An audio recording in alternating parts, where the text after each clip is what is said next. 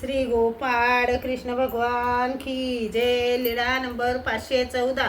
सर्पाचा सर्वज्ञांसमोर देहत्याग. सर्वज्ञ ओट्यावरील आसनावर बसलेले होते. सर्व भक्तजन बसलेले होते. तेव्हा सर्वज्ञ म्हणाले, बाजूला व्हा, एक प्राणी आमच्या दर्शनाला येत आहे. भक्तजन बाजूला झाले. तेवढ्यात एक साप सर्वज्ञांजवळ आला आणि त्याने 2 वेळा फणा वर करून सर्वज्ञांना वंदन केले आणि प्राण सोडला. सर्वज्ञ म्हणाले, याला बाहेर कुंपणावर टाका. तेव्हा भक्तजन म्हणाले, जी हा स्वस्थ बसलेला आहे. आम्ही जर याला स्पर्श केला तर हा आम्हाला चावेल. सर्वज्ञ म्हणाले, याचा प्राण निघून गेला. मग त्यांनी काठीवर घेऊन त्याला बाहेर कुंपणावर टाकले. तेव्हा दोन ब्राह्मण बाया देवतेच्या दर्शनाला आल्या होत्या. त्यांनी सर्पाला येताना पाहिले व त्याला बाहेर टाकतानाही पाहिले व त्या म्हणाले, हे आहे तरी काय?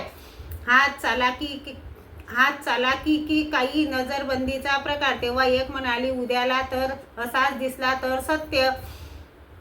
मग त्या दुसऱ्या दिवशी पुन्हा आल्या. तेव्हा साप कुंपणावर तसाच पडून होता. मग त्या म्हणाले, ही चालाकीही नव्हे आणि नजरबंदीचा खेळही नव्हे, हे सत्य. मग त्या देवतेच्या दर्शनाला आल्या आणि सर्वज्ञ म्हणाले, ही आज चालाकी की नजरबंदीचा खेळ? आणि त्या म्हणाल्या, आम्ही पलीकडे दूर बोललो, ते यांनी कसे जाणले? असे आश्चर्य करीत त्या गेल्या. श्री गोपाळ कृष्ण भगवान की जय.